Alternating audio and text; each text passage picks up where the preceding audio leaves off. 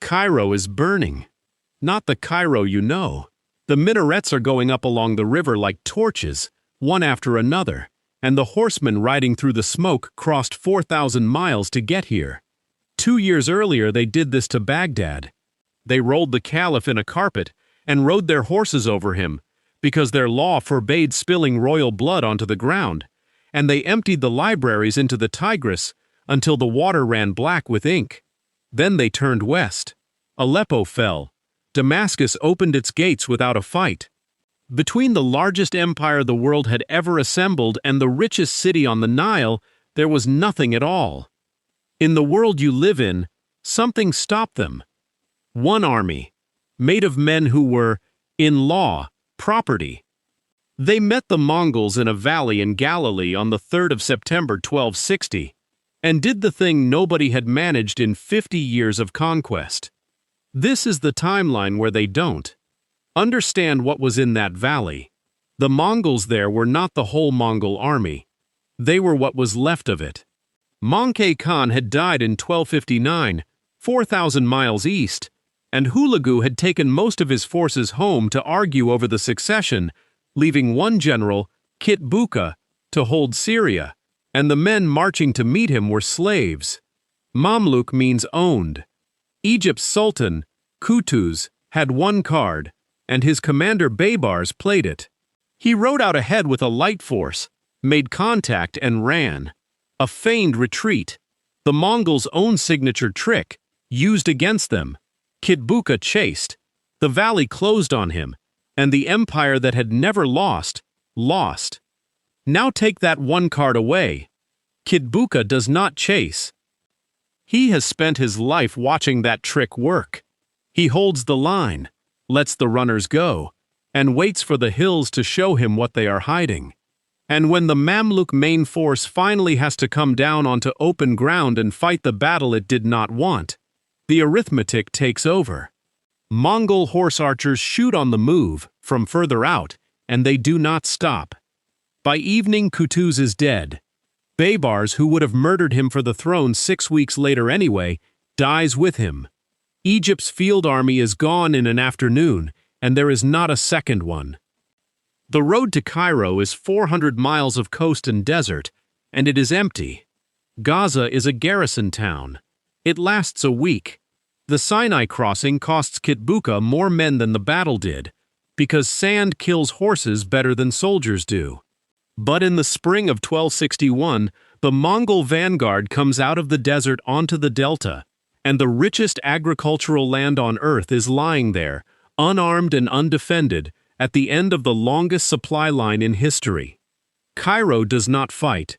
Cairo has watched what happens to cities that fight. It opens, the way Damascus opened, and pays, and is garrisoned, and is taxed, and the thing that dies there is not a city, it is an idea. Because when Baghdad fell, one Abbasid survived, and the Mamluks had brought him to Cairo and installed him as Caliph. A shadow of the old authority, with no army and no land, but a living link to a line that had run for 500 years. Egypt held it because Egypt was the last place strong enough to. Take Egypt, and there is no caliph anywhere on earth. The office simply ends, in a room, in 1261, and nobody writes down the date. This is the moment history unfolded exists to find. If you want more turning points like it, subscribe now, because the timeline was only beginning to bend. What happens next is not more conquest, it is the discovery that conquest has a limit, and that the limit is grass. Everything the Mongols built ran on horses, and horses run on pasture, and roughly 4 horses per man. Persia has pasture, Syria barely. Egypt is a green ribbon 2 miles wide with a desert on either side of it, and past Egypt there are 2,000 miles of North African coast with less. The empire takes Cairo and then chokes on it. What settles over the Near East is not a Mongol world but a Mongol tax, collected by the same clerks who collected the last one, under a garrison that gets smaller every decade. And the Crusaders, who in our timeline had 50 more years at Acre, get 30. Bohemond of Antioch was already a Mongol vassal in 1260.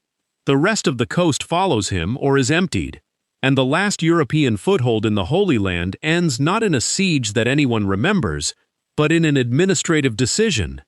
But the strangest consequence is the one that arrives slowly, and it belongs to the conquerors. In 1295, in our world, the Mongol ruler of Persia converted to Islam. His name was Ghazan, and within a generation the grandsons of the men who threw the libraries into the Tigris were endowing mosques and paying for the copying of the books their grandfathers had drowned. That still happens here. It happens faster, because now they hold Mecca's grain supply and Cairo's scholars and every institution that gives a ruler in that world the right to be obeyed. The empire that erased the caliphate spends the next century trying to reinvent it, and does, under a Mongol name. So which was it? Did a slave army save Egypt in a valley in Galilee, or had a funeral 4,000 miles away in China already saved it, a year before anyone drew a sword? Kitbuqa was outnumbered because Monkey died. Tell me in the comments which one you think really did it, because historians have been arguing about that for 700 years and have not settled it. There is one more thread, and it runs a long way. The Mamluks were not a dynasty. They were a system. Buy outsiders, train them, free them, let them rule, and then buy the next lot, because a soldier with no family in Egypt has no faction in Egypt. It should not have worked. It ran Egypt for 267 years.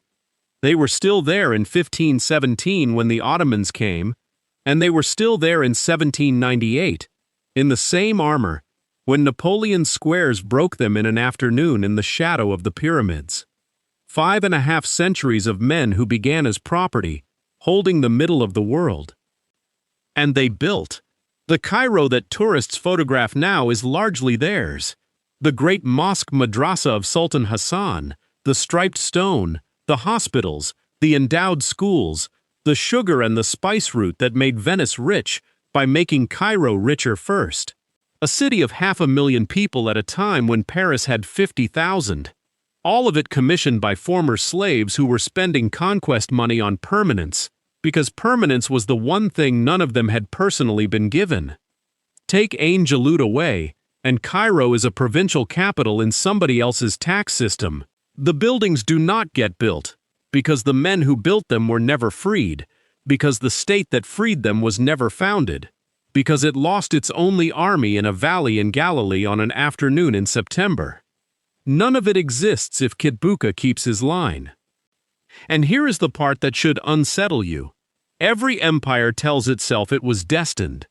The Mongols told themselves that heaven had granted the earth to their family, and for 50 years the evidence was overwhelming, because they had never once been beaten.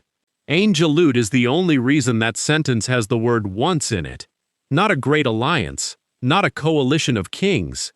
A missing Khan, a general with a fifth of an army, and a formation of slave cavalry who charged because there was nowhere behind them to go. The wall between our world and that one is one commander deciding not to chase. So which was it? The slaves or the funeral?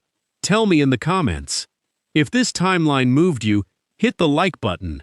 It is the signal that tells YouTube to keep finding turning points like this one.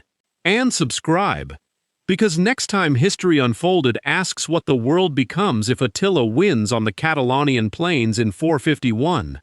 If the last field army the Western Roman Empire ever put together breaks instead of holds, and there is no one left between the Huns and Gaul. That timeline is coming. Don't miss where it goes.